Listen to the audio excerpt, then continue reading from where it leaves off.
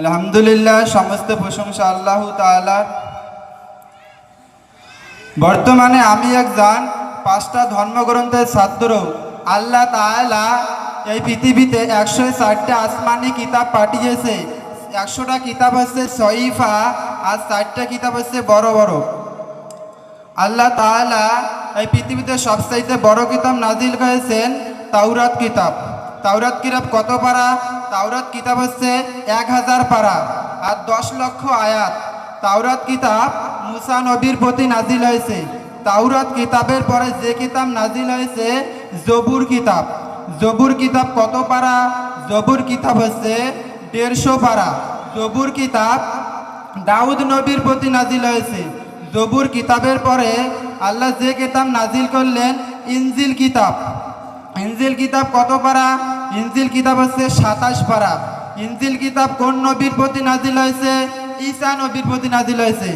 ইনজিল কিতাবের পরে যে কিতাব নাজিল হয়েছে সর্বশ্রেষ্ঠ ধর্মগ্রন্থ কোরআনুল কারীম।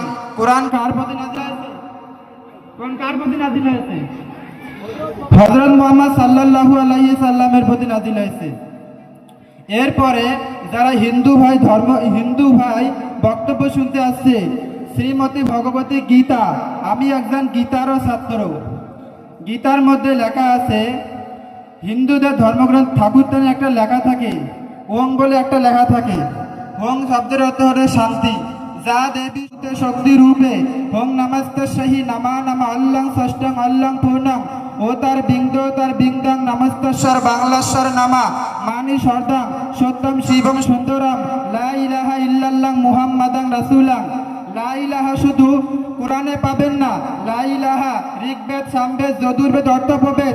হিন্দু ভাইদের ধর্মগ্রন্থে এই 4টে বেদের মধ্যে মুহাম্মাদের নাম কোরআনে কয় জায়গায় আছে জানেন? 7 জায়গায় আছে। কয় জায়গায়? আছে?